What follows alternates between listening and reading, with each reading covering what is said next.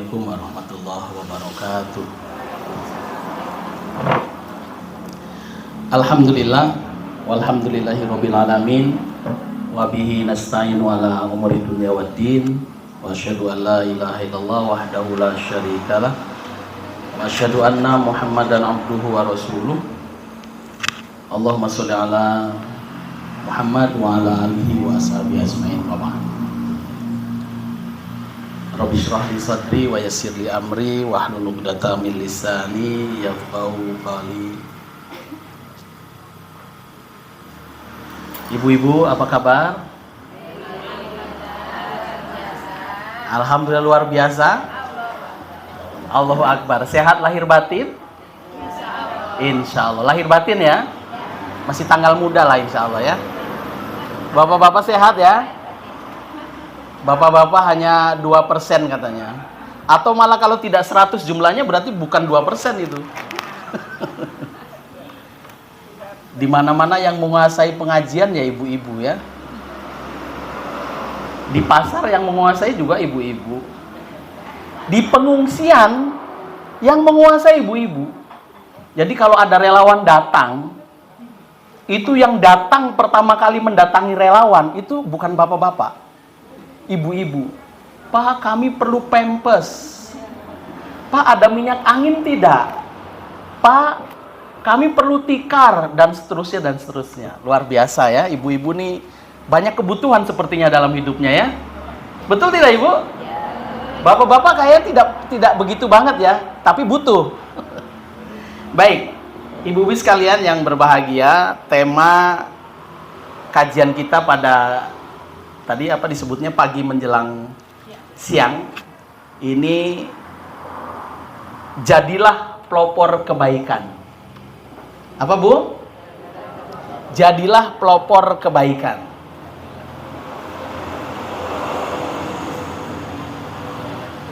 Pelopor itu biasanya yang menginspirasi, yang mengawali ya Bu ya. Mengawali, menginspirasi, mengajak, menyeru, memberi contoh dengan ragam kebaikan. Itu sang pelopor. Bisa dengan lewat lisan, tulisan, tindakan, atau perilaku sendiri yang bisa menginspirasi orang untuk kemudian mengikuti apa yang dilakukan oleh sang pelopor itu. Nah, kita ingin ibu-ibu sekalian dan bapak-bapak yang berbahagia di kesempatan hari ini, ingin bahwa masing-masing kita adalah sang pelopor untuk setiap kebaikan, sekecil apapun kebaikan. Jika mungkin kita yang mengawali di komunitas terkecil kita, bahkan sampai komunitas yang lebih besar. Minimalnya itu tentu di rumah.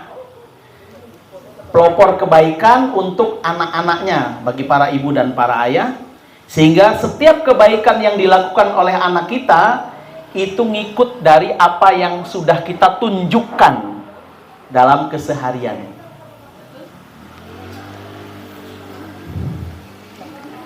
Ibu dan bapak yang berbahagia,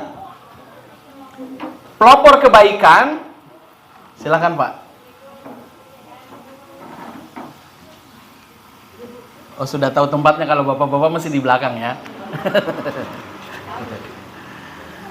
Pelopor kebaikan itu Bapak Ibu adalah menunjukkan keteladanan, mengawali kebaikan, berlomba dalam kebaikan, dan meninggalkan segala hal yang tidak baik atau yang buruk. Jadi sang pelopor tidak hanya sekedar mengajarkan kebaikan, tapi juga harus mengawali untuk meninggalkan setiap keburukan. Apalah artinya berbuat baik ditunjukkan, tapi keburukannya pun ia lakukan. Tentu tidak diharapkan seperti itu. Jadi pelopor kebaikan tidak akan pernah menyentuh amalan yang buruk. Semua yang dilakukan adalah kebaikan. Pelopor kebaikan itu, ibu dan bapak sekalian, adalah orang pertama yang mempraktekkan apa yang didapat dari ilmu itu, atau yang mempopulerkan tindakan baik sehingga diikuti oleh orang lain. Semakin banyak orang yang ikut, semakin banyak pahala yang akan didapatkan. Jadi sebenarnya Bapak dan Ibu, kita ingin menjadi pelopor kebaikan itu agar pahala kita bisa bertambah bahkan tanpa harus kita melakukannya. Ketika kebaikan yang kita lakukan itu diikuti, maka setiap orang yang mengikuti kebaikan dari kita, ia akan mendapat pahala, kita pun mendapat pahala yang sama. Begitu pelopor kebaikan Ibu dan Bapak sekalian. Di dalam sebuah ayat surat Ali Imran 110, A'udzubillahi minasyaitonirrajim, kuntum khaira ummatin ukhrijat linnas ta'muruna bil ma'ruf wa tanhauna 'anil munkar wa tu'minuna billah. Allah Subhanahu wa taala menyampaikan kepada kita bahwa kita, kalian, kata Allah, adalah sebaik-baik umat manusia yang dikeluarkan di muka bumi ini. Jadi umat terbaik adalah kita, insya Allah, umatnya Rasulullah Sallallahu Alaihi Wasallam sebagai umat yang terakhir. Setelah umat-umat terdahulu yang sudah mengawali sebelum umat Rasulullah Sallallahu Alaihi Wasallam.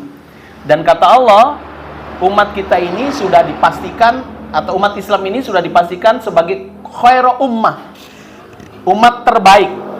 Tidak ada umat yang lebih baik dari umat Rasulullah Sallallahu Alaihi Wasallam. Jadi kita ini Bapak dan Ibu adalah umat terbaik. Manusia terbaik adalah umat Rasulullah Sallallahu Alaihi Wasallam. Kita pernah dengar ada sebuah hadis Nabi bahwa setiap umatku pasti masuk surga. Kullu ummati yadkhulunal jannah. Setiap umatku, kata Nabi, pasti masuk surga. Jadi kita semua ini Bapak Ibu itu sudah dipastikan masuk surga. Dan Nabi yang memproklamirkannya, yang menyatakan itu bahwa setiap umatku, siapapun dari kita yang kita mengakui Nabi adalah Rasul utusan Allah yang terakhir, yang dia mengajarkan agama ini, kemudian kita mengikuti, meneladani, bahkan merindui sang Rasul, maka itu pasti masuk surga. Tapi Bapak Ibu sekalian, ternyata hadis ini kan belum selesai. Ilaman aba, kata Nabi. Tapi ada juga di antara umatku yang tidak mau masuk surga. Sampai-sampai para sahabat aneh, heran, kaget, kok ada umat Nabi yang sudah dijamin masuk surga tapi ada yang tidak mau.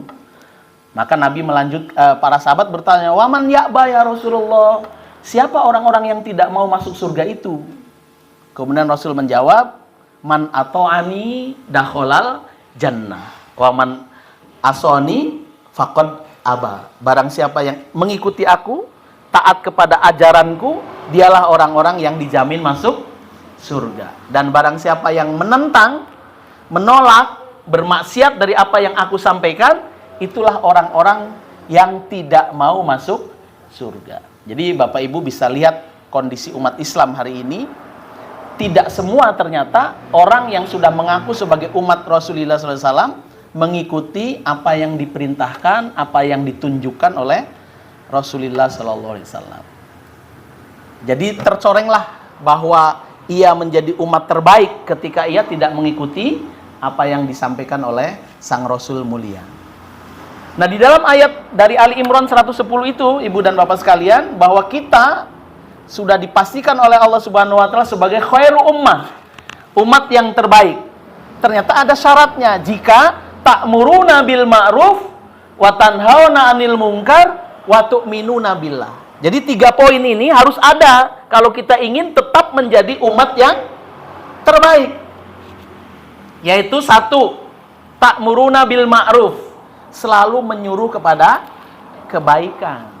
Jadi kalau kita, Ibu dan Bapak sekalian, membiasakan diri untuk peduli dan menyuruh orang-orang berbuat baik, menunjukkan kebaikan, maka itu bagian dari ciri umat terbaik. Yang kedua, wa tanhauna 'anil munkar. Bukan saja mengajak kepada kebaikan, tapi juga harus ngerti, harus paham, harus peka bahwa keburukan harus ditolak. Kemungkaran harus dicegah. Harus dijaga, jangan sampai masuk kepada setiap jiwa pribadi kaum muslimin. Dan kedua perintah ini, poin ini, baik perintah untuk berbuat baik ataupun menjauhkan dari kemungkaran, adalah dilandasi dengan waktu minuna billah. Syaratnya harus semua beriman kepada Allah. Jadi tidak sekedar mengajak orang berbuat baik atau melarang orang berbuat jahat, tapi keduanya harus dibingkai dengan keimanan kepada Allah Subhanahu wa taala. Karena ada orang yang berbuat baik tapi tidak didasari iman. Orang yang mencegah kemungkaran juga bukan karena Allah. Maka itu tidak sah. Karena di dalam ayat ini menjadi syarat bahwa umat terbaik itu jika 3 hal terjadi. Ta'muruna bil ma'ruf wa tanhauna 'anil munkar wa tu'minuna billah. Dan yang lebih mendekat lagi kepada pribadi-pribadi kita, Bapak Ibu sekalian, bahwa perintah kebaikan itu harus ada dalam setiap diri kita untuk orang-orang yang terdekat, yang paling kita cintai, adalah surat At-Tahrim ayat 6. A'udzubillahi minasyaitonirrajim. Ya ayyuhalladzina amanu taqu ya ayyuhalladzina amanu qu anfusakum wa ahlikum naro. Itu penting sekali ayat ini. Wahai orang-orang yang beriman, jagalah dirimu dan juga keluargamu dari api neraka. Ini artinya bahwa setiap pribadi kita pun juga jangan melupakan orang terdekat yang kita cintai dari keluarga atau nasab, hubungan darah, untuk jangan sampai di akhirat kelak menjadi penghuni neraka. Ini ayat menguatkan kepada kita semua bahwa melakukan kebaikan, menunjukkan kebaikan, menginspirasi orang untuk berbuat baik, itu bisa dikategorikan wajib, Bapak Ibu sekalian. Jadi jangan kita tunjukkan hal-hal yang negatif, tapi selalu kita tunjukkan dimanapun, kapanpun, dengan cara apapun, pastikan yang baik yang kita tunjukkan. Selain keluarga, Bapak Ibu sekalian, ada orang-orang yang harus kita tunjukkan kebaikan adalah kepada mereka, orang-orang yang dekat dengan kita. Di dalam surat Asy-Syu'ara ayat 214. A'udzubillahi minasyaitonirrajim. Wa anzir ashiratakal aqrabin. Dan berilah peringatan kepada kerabat-kerabatmu yang terdekat. Jadi selain keluarga dekat, kerabat. Kerabat itu mungkin dari saudara dari suami atau istri, kemudian terus melebar, bahkan sampai tetangga-tetangga dan seterusnya. Itu adalah orang-orang yang harus juga kita tunjukkan kebaikan kepada mereka, sampai mereka terinspirasi dan mengikuti apa yang kita inginkan dari kebaikan itu. Pernah Bapak Ibu sekalian, ketika ayat ini turun, itu Rasul mengumpulkan kerabat dekatnya di sebuah di sebuah bukit. Kemudian Nabi menyampaikan bahwa saya adalah utusan Allah mengajak untuk beribadah kepada Allah Subhanahu wa taala. Ternyata ada yang marah. Tabban laka ya Muhammad, alihada jama'atana. Itu Abu Lahab yang menolak diingatkan atau dikasih tahu tentang kebaikan oleh Rasulullah Sallallahu Alaihi Wasallam. Karena Abu Lahab adalah masih saudara dengan Nabi, pamannya Nabi. Begitupun Abu Jahal. Tapi ketika Nabi mendapatkan perintah ini, maka selain kepada keluarganya, Nabi kepada orang-orang terdekatnya, termasuk pada paman-pamannya, diajak berkumpul. Kemudian Nabi menyampaikan kepada mereka bahwa aku adalah Nabi terakhir utusan Allah yang menyeru kepada kebaikan. Ternyata orang yang pertama kali menolak adalah juga dari keluarga dekatnya. Dengan kalimat tabban laka ya Muhammad, alihada jama'atana. Celakalah engkau Muhammad, hanya untuk mendengarkan ini kami dikumpulkan. Jadi kecewa. Itulah ketika orang tidak ada iman, Ibu dan Bapak sekalian, tidak nyaman mendengar pengajian. Betul tidak? Tidak nyaman mendengar orang yang menyeru berbuat baik. Pengennya dia tidak mau diatur. Inginnya sendiri sesuai dengan nafsu dan ilmu yang didapat oleh mereka masing-masing. Maka tentu kita selalu saling mengingatkan, sehingga betul-betul menjadi kebaikan itu bisa menyebar ke segala arah, ke segala penjuru. Sampai Bapak Ibu, Sang Rasul mulia Sallallahu Alaihi Wasallam itu bukan saja menyampaikan kebaikan ini kepada kabilah-kabilah, kepada kepala-kepala suku, kepada keluarga. Bukan hanya itu, bahkan kepada anak kecil saja, itu Rasul menyampaikan. Di antaranya sebuah hadis dari Anas bin Malik, Bapak dan Ibu sekalian. Ada seorang anak yang makannya tidak dengan tangan kanan. Itu Nabi mengingatkan. Jadi, kalau kita hari ini kurang peduli, tidak ada empati kepada anak-anak kita yang makan berdiri, sering tidak habis, tidak pernah baca doa, kok kita biarkan? Bagaimana di hadapan Rasul yang mulia? Karena sang Rasul saja peduli sekali sama anak kecil. Sehingga kalimatnya, ya gulam, samillah. Wahai anak kecil, kalau makan baca bismillah dong. Begitu Bapak Ibu sekalian. Wakul biyaminik, kalau makan hendaknya dengan tangan kanan. Kemudian wakul mimma yalik.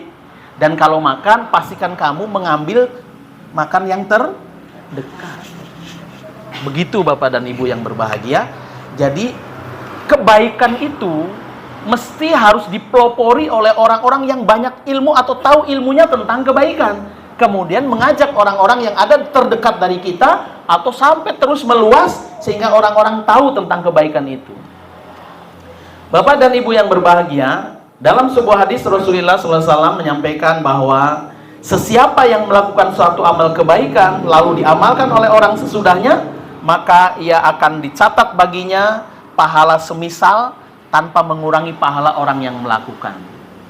Jadi Bapak Ibu, kalau kita hari ini mengajak si A untuk berbuat baik, bisa dengan kita mengajak dengan suara, bisa dengan kita menunjukkan sehingga bareng-bareng mengamalkannya, bisa dengan tulisan, kemudian tulisan itu dibaca, dan semua itu dengan cara tadi, orang yang kita ajak si A tadi kemudian melakukan apa yang kita tunjukkan dari apa yang dari kebaikan itu.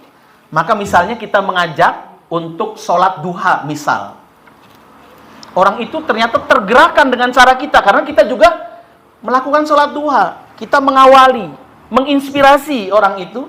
Akhirnya ketika kita tidak sholat duha pun, karena mungkin berpisah di esok hari atau lain waktu, dia sholat duha sendiri. Dan dia tahu sholat duha itu karena kita wasilahnya.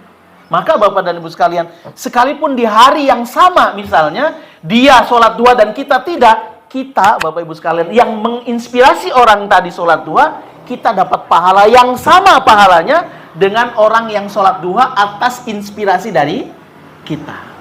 Tanpa mengurangi pahala orang yang sholat duha itu. Bisa kebayang Bapak Ibu ya? Karenanya para sahabat Nabi Bapak Ibu sekalian, itu tidak akan pernah pahalanya terlampaui oleh kita. Setiap kebaikan yang kita lakukan hari ini, hampir kita ini meniru atau mendengar informasi kebaikannya dari para sahabat. Karena kalau Rasul semua yang menyampaikan kepada umatnya tidak mungkin. Ada batas waktu ketika Rasul wafat, siapa yang menjelaskan tentang kebaikan sang Rasul? Tentu para sahabatnya. Dari para sahabat, para tabi'in. Kemudian tabi'ut tabi'in dan seterusnya sampai para ulama, para asatid, dan kita-kita semua. Dan setiap kebaikan diikuti oleh satu orang, maka ia akan mendapatkan pahala tanpa mengurangi kebaikan orang yang melakukan kebaikan tadi. Tanpa mengurangi pahala dari orang yang melakukan kebaikan tadi. Jadi, terutama ibu-ibu nih punya kesempatan yang luar biasa ketika di rumah dengan anak-anaknya. Apapun yang ibu sampaikan tentang kebaikan kepada anak, itu pasti akan dipahalai sama ketika anak itu melakukan kebaikan yang kita ajarkan, yang kita tunjukkan. Maka jangan sempat ada celah kebaikan kita tidak diduplikasi, tidak diikuti, tidak ditiru oleh anak kita. Rugi kita. Kita membersamainya 24 jam, tapi kebaikannya justru dari orang lain. Jadi kalau kita introspeksi nih Bapak Ibu sekalian, rugilah sebenarnya ketika anak kita basic agama, belajar agamanya itu dari orang lain. Kita dengan bangga dititipkan di TPQ yang mahal. 1 bulan misalnya 2 juta bayarnya hanya untuk belajar di TPQ misalnya. Di Secang ada nggak TPQ yang semahal itu? Nggak laku ya.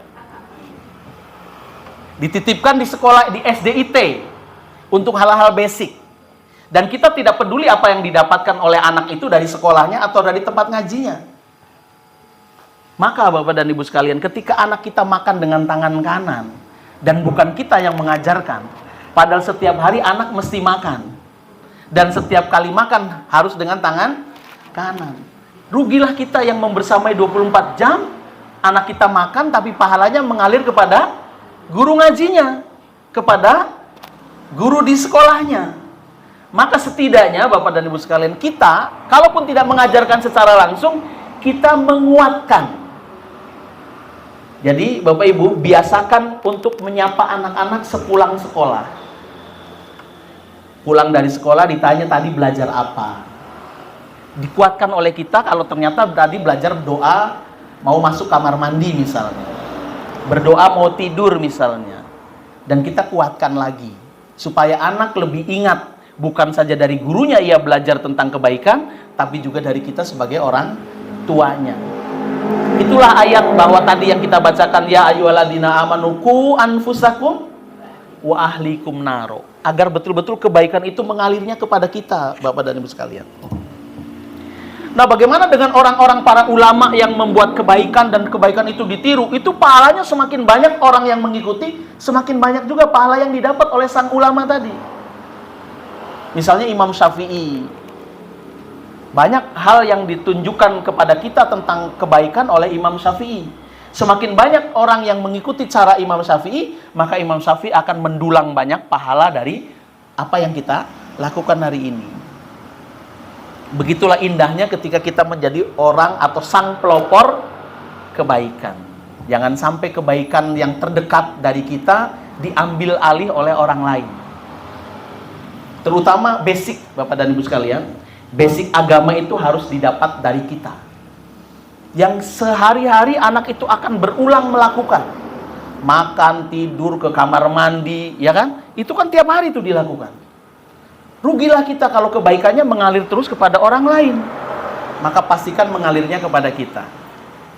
Dan tentu untuk menjadi seorang pelopor kebaikan, Bapak dan Ibu sekalian, awali dari diri kita juga. Tidak bisa kita hanya menyuruh. Nanti di dalam ayat yang lain, kita menjadi orang-orang yang kaburo maktan. Omong doang. Kita hanya bisa nyuruh, tapi tidak dilakukan oleh diri kita. Maka pelopor kebaikan mestinya mengawali perbuatan itu, kemudian kita sebarkan supaya orang lain juga mengikuti. Dan pelopor kebaikan tidak harus menunggu orang lain berbuat baik. Kalau memang kita tahu bahwa ini baik, maka segera satset take action, tidak menunggu. Ayatnya seperti yang sudah saya sampaikan, nggak tahu setahun yang lalu atau 2 tahun yang lalu di sini ya. Wasari'u ila magfiratim mir rabbikum wa jannatin arduas samawat wal ardu iddat lil muttaqin. Bersegera untuk memohon ampunan atau berlari menuju kepada ampunan Allah Subhanahu wa taala. Bapak dan Ibu yang berbahagia, contoh pelopor kebaikan itu kalau diibaratkan sebuah aktivitas, Bapak dan Ibu pernah lihat senam massal tidak? Senam massal ya, di lapangan misalnya, itu kan mesti ada sang apa di depan, paling depan berdiri, pemandu, instruktur ya. Nah, pelopor kebaikan itu Bapak dan Ibu sekalian, kalau diilustrasikan itu bagaikan seorang pemandu atau instruktur tadi.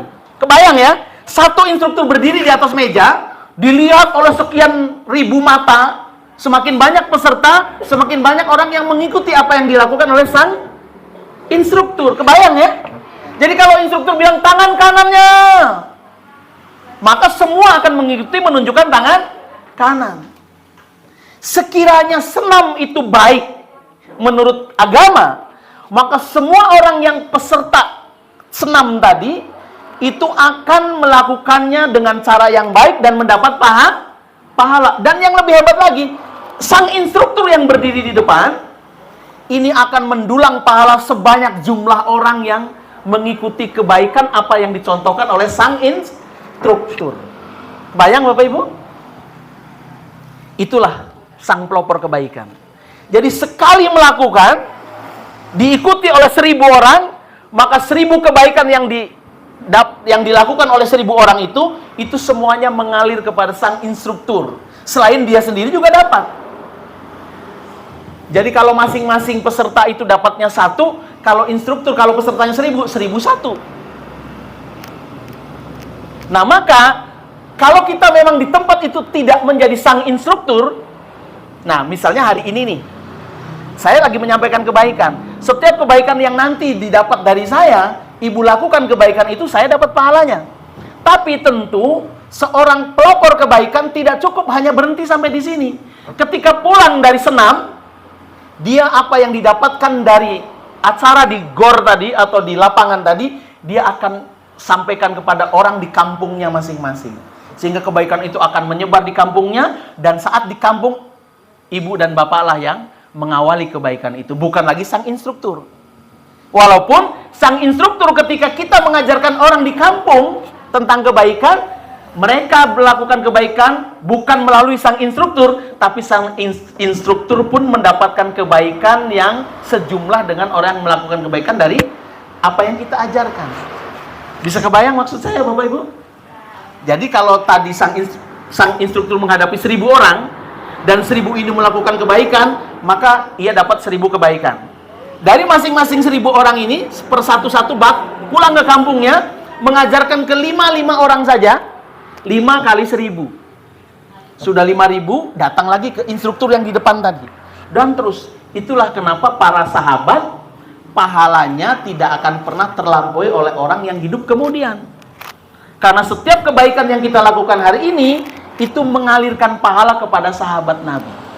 Jadi kalau kita makan dengan tangan kanan hari ini, maka Anas bin Malik mendapatkan pahala dari kita, Bapak dan Ibu sekalian.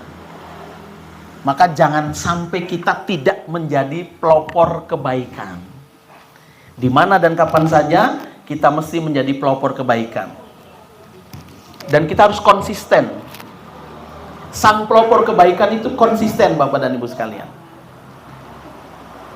Harus ikhlas menyampaikannya, benar apa yang disampaikan, dan tidak menyombongkan diri merasa paling baik. Itu hati-hati, karena kadang-kadang orang yang sudah merasa punya posisi, merasa sudah menebar kebaikan, kemudian ada muncul sombong. Wah, kalau bukan saya yang ngajarin, nggak, gimana itu orang? Nah, itu malah justru akan mengurangi pahala atau bahkan menghanguskan pahala kebaikan kita. Jadi kita harus konsisten, ikhlas menyampaikannya, tidak sombong, karena itu yang akan menjadi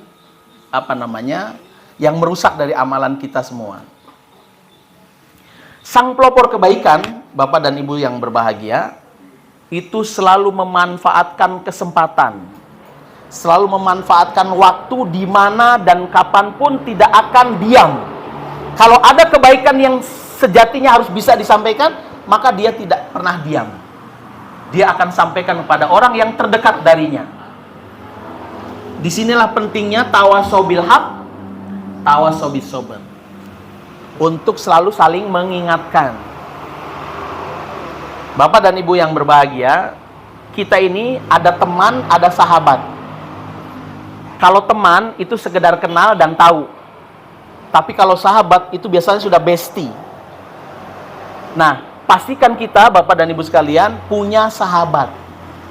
Bahkan bisa jadi di akhirat kita yang sedianya mungkin masuk surga tapi ternyata berada di neraka, itu bisa dibantu oleh sahabat kita karena pernah melakukan kebaikan bersama, sehingga sahabat merasa kehilangan berada di surga. Loh, ini kawan saya mana? Kemudian ia akan laporkan kepada Allah bahwa dia itu biasa sholat bersama saya, dia biasa puasa bersama saya, tapi kok kenapa saya di sini, dia kok di neraka? Maka Bapak dan Ibu sekalian, sahabat ini akan bisa menolong kita dengan izin Allah. Sahabat akan menjelaskan bahwa kita baik bersama sang sahabat itu. Jadi kita mesti punya sahabat, Bapak dan Ibu sekalian. Maka para sahabat Rasulullah SAW itu disebutnya sahabat. Karena itulah setiap kita di akhirat itu nanti bersama orang yang paling dicinta. Orang yang paling dicinta pastikan adalah orang tua sendiri, Bapak dan Ibu ya. Jadi orang tua sendiri pastikan adalah orang-orang yang paling kita cintai, ayah dan ibu, suami atau istri. Itu yang paling kita cinta, kemudian anak-anak. Setelah itu sahabat.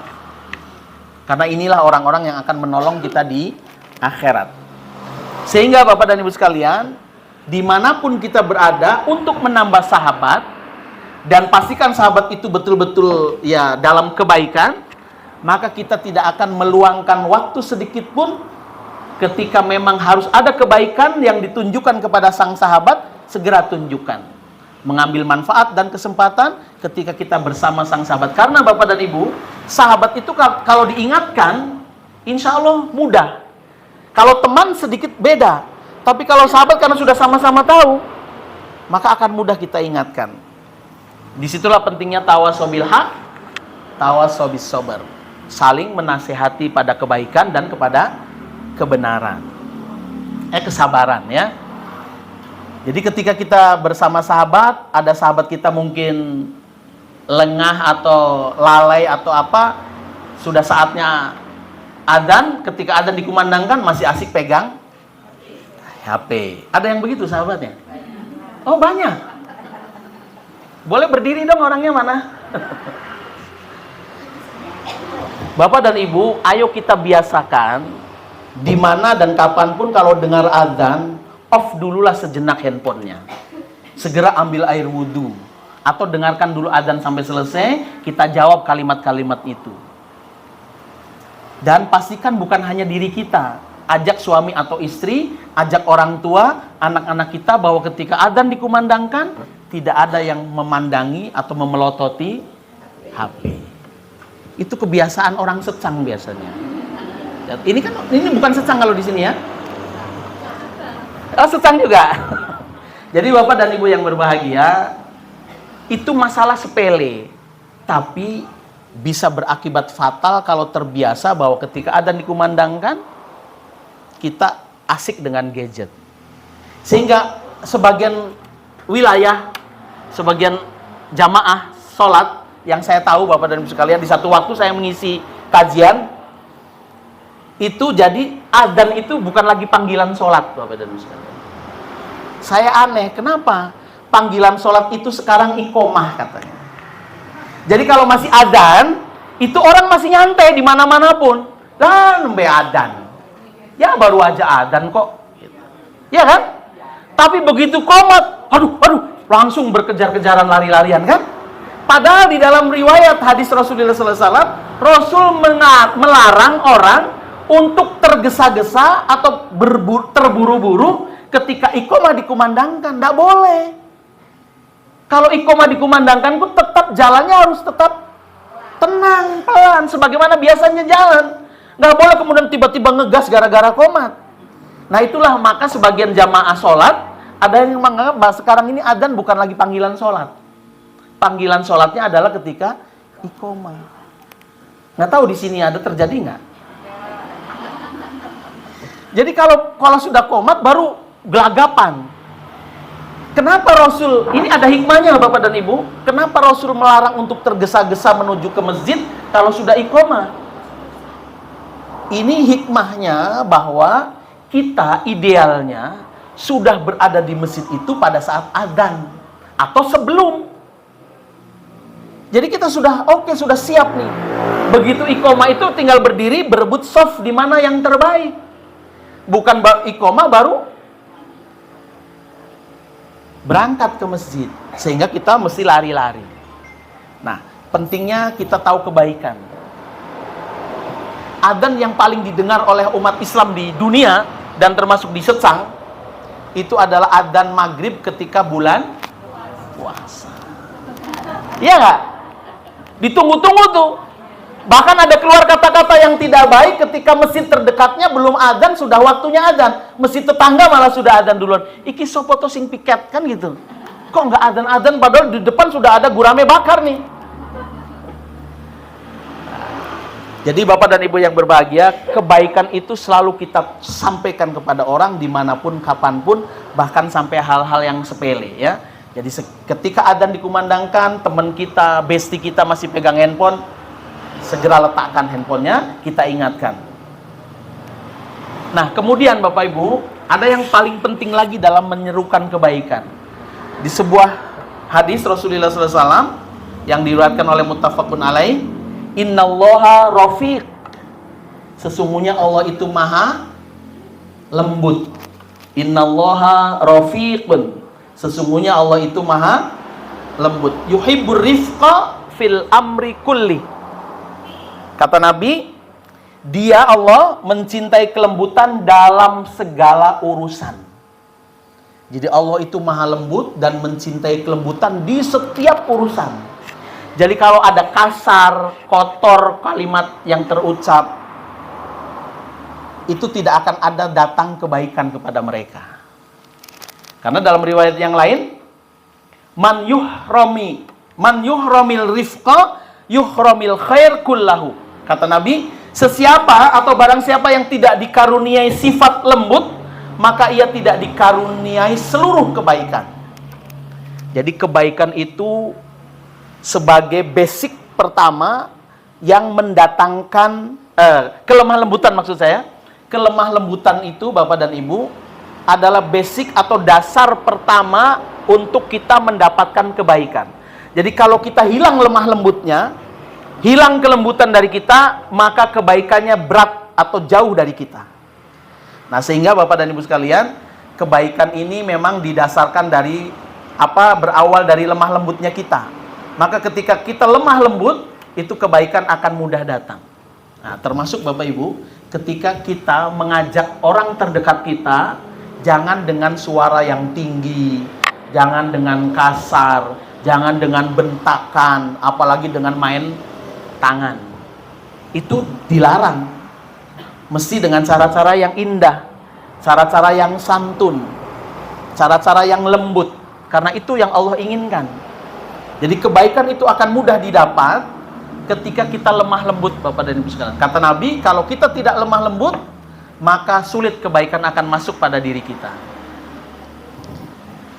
Para ulama menjelaskan, Bapak dan Ibu sekalian, tentang maha lembutnya Allah, dan itu kita harus memiliki karena Allah mencintai kelemah lembutan.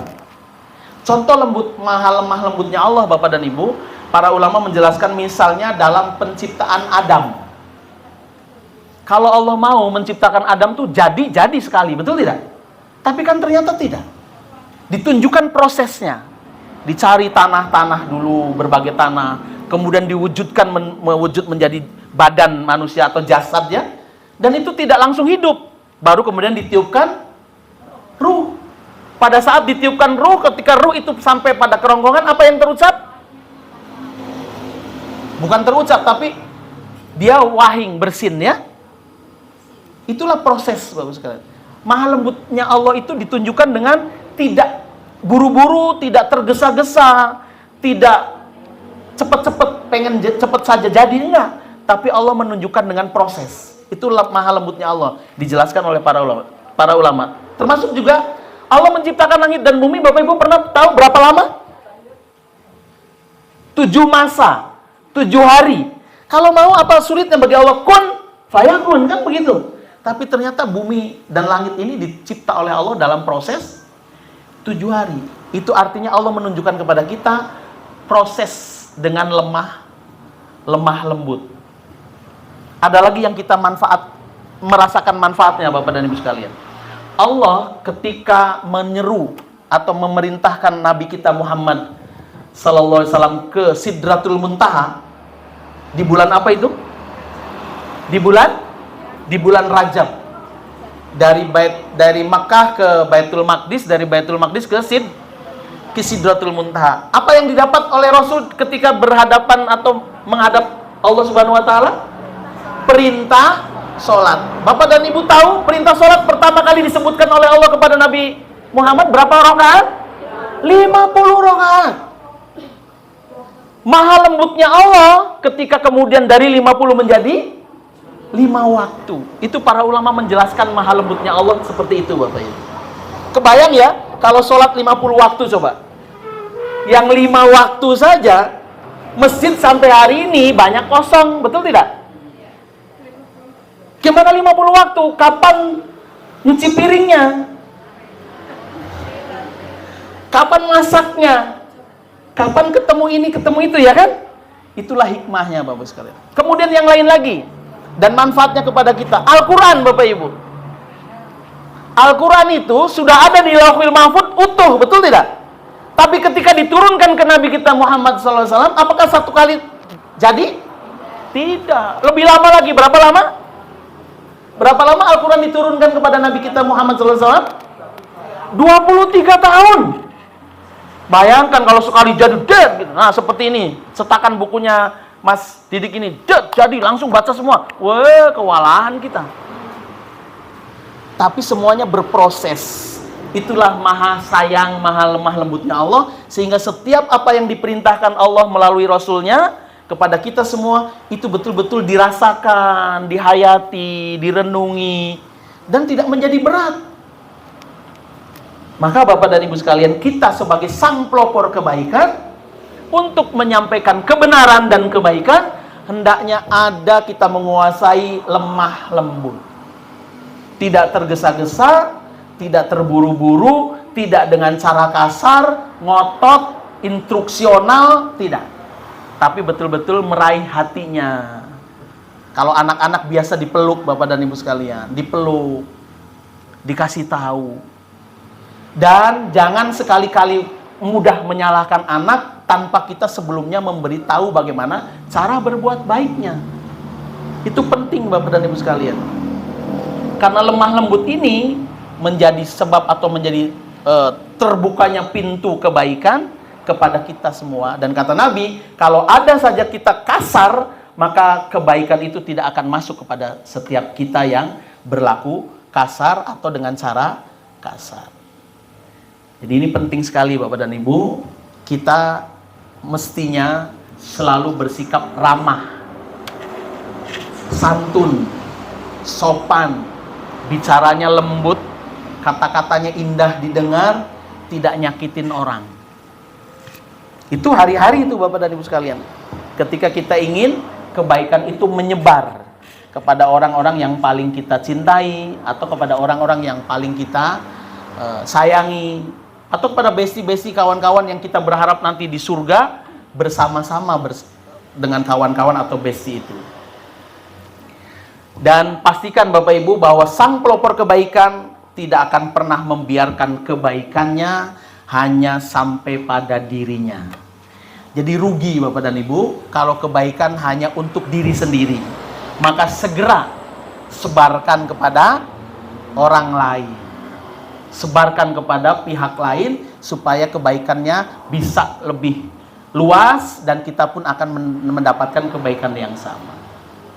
Bapak Ibu, soal lemah lembut ini sering ketika emosi itu sulit untuk bisa menahan diri, sehingga akhirnya terucap kalimat yang tinggi suara misalnya, walaupun sebenarnya kata-katanya baik, cuman dengan tinggi suara itu akhirnya maknanya pun berbeda. Kemarin saya belum lama pulang dari Aceh Bapak dan Ibu sekalian. Saya berjumpa dengan para relawan di sana dan saya diberi kesempatan untuk kultum di Aceh Tamiang. Bapak dan Ibu, ada pengalaman karena saya selain pernah menjadi penyintas banjir, saya ketika tinggal di Jakarta bukan sekali kebanjiran Bapak Ibu. Saya hampir 12 tahun saya tinggal di Jakarta, pernah banjir di 2 lantai. Di lantai kedua tuh walaupun hanya sebetis, tapi kan kalau di Jakarta banjir itu lewat saja Bapak Ibu. Kebayang ya, banjir kalau di Jakarta kan datang langsung pergi, paling nyisa lumpur mungkin hanya 1-2 cm kan. Kalau di Aceh kan tidak begitu. Sampai hari ini masih ada yang lumpurnya setinggi atap ini. Dan belum bisa dilakukan dan sudah mengeras. Kata orang sana disebutnya len. Itu lumpur yang sudah mengeras. Ketika saya menjadi penyintas banjir, saya merasa memang kadang emosi muncul sebagai korban ya. Ketika di Jakarta misalnya lagi bersih-bersih, ada lumpur dikeluarkan, masing-masing semua rumah sama. Tiba-tiba ada relawan datang, bawa nasi bungkus. Kebayang Bapak Ibu? Bawa nasi bungkus kan? Ketika dikasih nasi bungkus, dibuka isinya telur. Apa kata orang-orang penyintas banjir ini yang kena korban? Ya telur lagi, kemarin telur, tadi sore telur, kan gitu. Itu sang relawan marah nggak dalam hatinya? Marah. Dalam hatinya relawan, kamu tuh sudah syukur, sudah dikasih telur juga, masih ngomel juga kan gitu. Nah, itu jadi Bapak Ibu sekalian, kadang lemah lembut itu ya kalau ketika emosinya muncul, berat. Ya kan? Nah, kemarin saya jadi relawan. Sebelumnya juga saya pernah jadi relawan di Merapi. Itu di Merapi dengan bangganya kami ketika bulan November 2010, itu kan dahsyat sekali. Saya tuh sebenarnya malam itu mau ngadain acara dengan para korban Merapi, korban meletusan Merapi, untuk mengadakan trauma healing. Rencananya saya bersama tim. Tapi tiba-tiba jam 9 itu ada pengumuman, ini ledakan paling dahsyat katanya. Segera turun. Jadi waktu itu kami turun. Dan turun kemudian kumpul di Mago Harjo. Kumpul semua itu para korban Merapi. Nah, kami tidak jadi tadi malam membuat acara, akhirnya udahlah pagi-pagi ini nyari sarapan. Sarapan untuk mereka para korban banjir, korban Merapi. Dapatlah ada warung itu yang bisa dalam waktu cepat membuat 100 bungkus gudeg Jogja. Kami orang luar Jogja senang, karena tim saya ada yang dari Jakarta, dari Semarang ya. Belilah 100, antara 70 sampai 100 bungkus itu. Kemudian kita bagikan tuh gudeg Jogja itu, dengan dalamnya ada telur separuh. Kebayang? Gudeg Jogja? Pernah tahu gudeg Jogja? Ada telurnya separuh? Nah, kami bagikan itu kepada para korban Merapi itu. Apa yang terucap dari orang-orang yang kena korban Merapi? Ya, gudeg meneh, ini makanan hari-hari katanya gitu. Ya kita kan tidak tahu, kita dari Jakarta waktu itu. Kita merasa hebat banget, ini makanan istimewa kan? Tuh, kayak kadang jadi penyintas itu, jadi korban itu kadang suka kayak gitu tuh. Jadi bukannya senang dapat ada yang ngasih makan, tapi kadang malah bikin kecewa yang ngasih. Nah, jadi kemarin ketika saya kultum di para relawan yang ada dari, termasuk dari Temanggung ada, tapi saya nggak ketemu orangnya. Ada dari PKU ya, ada itu di posnya tuh sama dengan tempat saya, di posko di Payabedi waktu itu. Cuman saya jarang di posko, jadi begitu saya pergi mungkin mereka datang. Nah, Bapak dan Ibu sekalian, saya pernah kultum di kalangan itu ketika saya datang di Daulat Kultum. Jadi saya sampaikan ini ayat tentang hadis tentang innallaha yuhibbur rifqa. Innallaha rafiq yuhibbur rifqa. Sesungguhnya Allah itu maha lemah lembut dan mencintai kelembutan. Terus saya sampaikan bahwa para relawan kadang nanti Anda diuji. Apalagi yang tinggal di pos. Di pos itu kan kadang pempes segunung. Ya, di sini kayu putih, minyak kayu putih, di sini kompor, di sini mana lagi banyak apa aja ada. Itu nanti ada orang yang datang korban banjir, Pak, ada gas enggak? Itu kadang kalau lagi sewot nih relawannya, lihat aja ada enggak gasnya. Ya kan? Itu sakit hati kan yang datang. Pas saya di sana ada datang nanya minyak kayu putih. Pas di pos itu tidak ada minyak kayu putih. Datang lagi besok. Kalimatnya begitu. Itu kan tidak nyaman. Bapak dan Ibu, jika tidak ada lemah lembut dari diri kita, maka kebaikan itu tidak sampai. Bisa difahami ya? Jadi kita kalau ingin baik dan ingin didengar apa yang kita harapkan dari kebaikan orang lain, maka kita harus menyampaikannya dengan lemah lembut. Apalagi Bapak Ibu sekalian, ketika kami datang nih, ada di sebuah bendungan karet namanya, Desa Kapa, kabupatennya Biren. Saya datang ke sana, kami bersama tim mau buat sumur bor, Bapak dan Ibu. Di dekat bendungan itu, karena di situ ada 200 rumah hilang dan rata dengan tanah. Sekarang ada di tenda-tenda pengungsian, kemudian kami mau bikin sumur bor. Ketika kami datang bersama kepala desa, kemudian saya dengan senangnya menyampaikan ke ibu-ibu. Biasanya yang mendatangi kami relawan, ibu-ibu langsung ngeroyok gitu, ngeroyok. Terus saya kan dengan senang, Ibu, insya Allah di sini kita mau bikin sumur bor, mudah-mudahan nanti manfaat. Apa kata ibu-ibu? Ada yang nyelur, sumur bor, enggak. Aku mah air biasa juga bisa. Aduh, saya dengar itu Bapak dan Ibu. Terus apa yang terucap dia? Kami mah pengennya huntara, Pak, katanya. Kami pulang kemana? Di tenda tuh panas. Ada ibu yang cerewet itu, nggak tahu kalau saya ini datang dari Secang. Jadi dia mengeluhkan bahwa kalau tidak ada huntara, kami hidupnya tersiksa.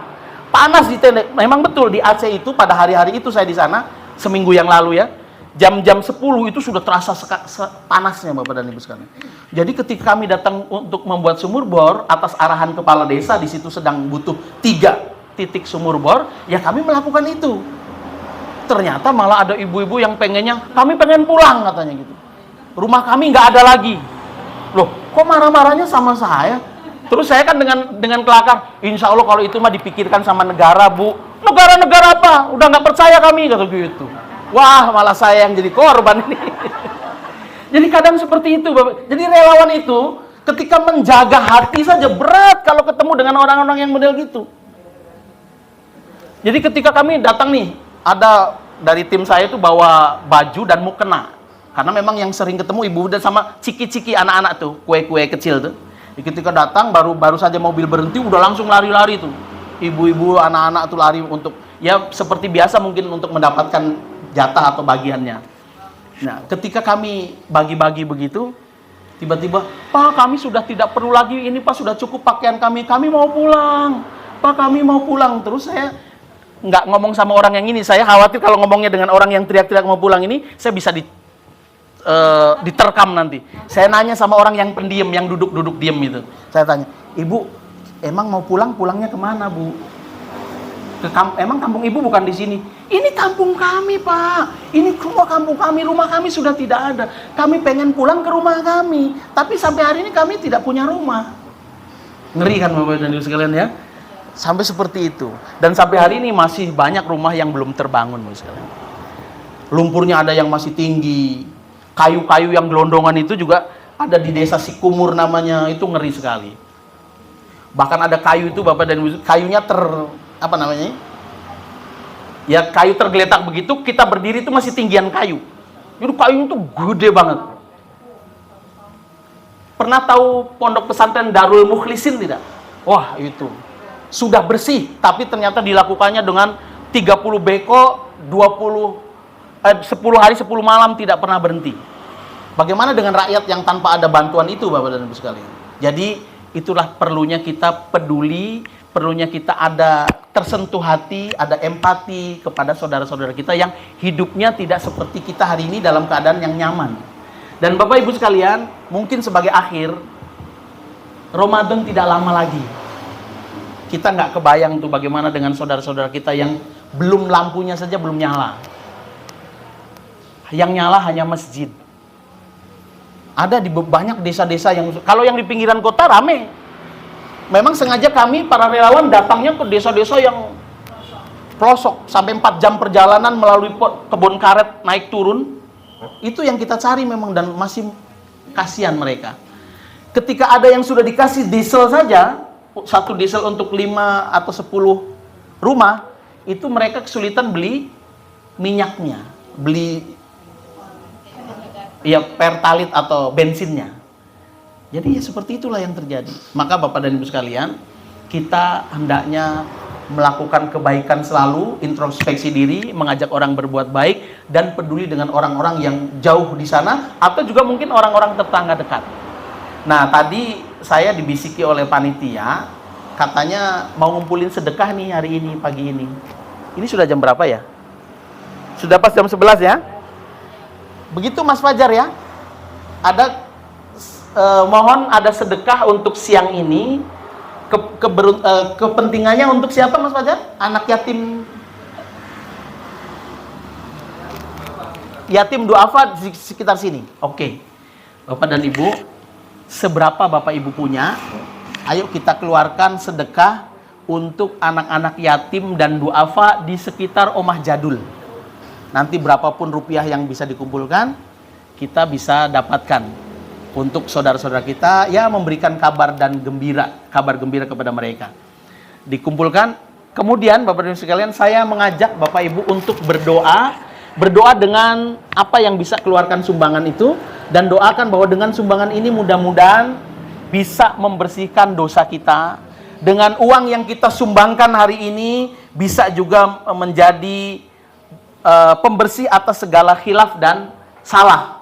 Dan bahwa sedekah, kita yakini sedekah itu bagaikan bagaikan air yang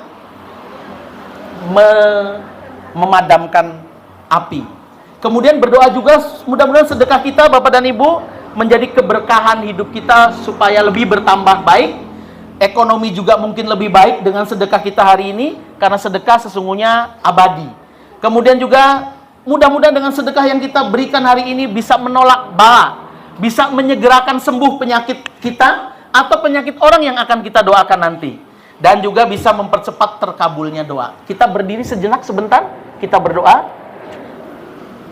Ayo kita semua berdiri. Pastikan Bapak Ibu bisa bersedekah, tidak harus Mas Fajar mau sekarang sedekahnya diambil?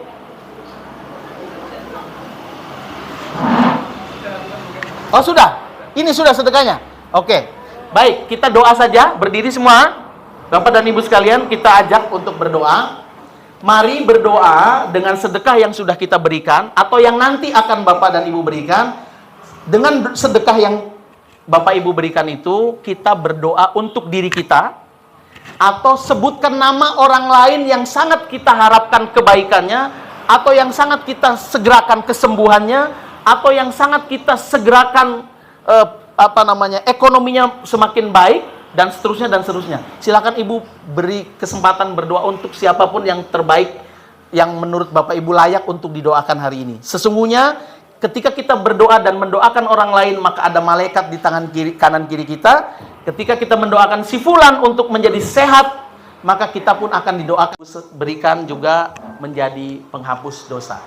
Berdoa, kita mulai.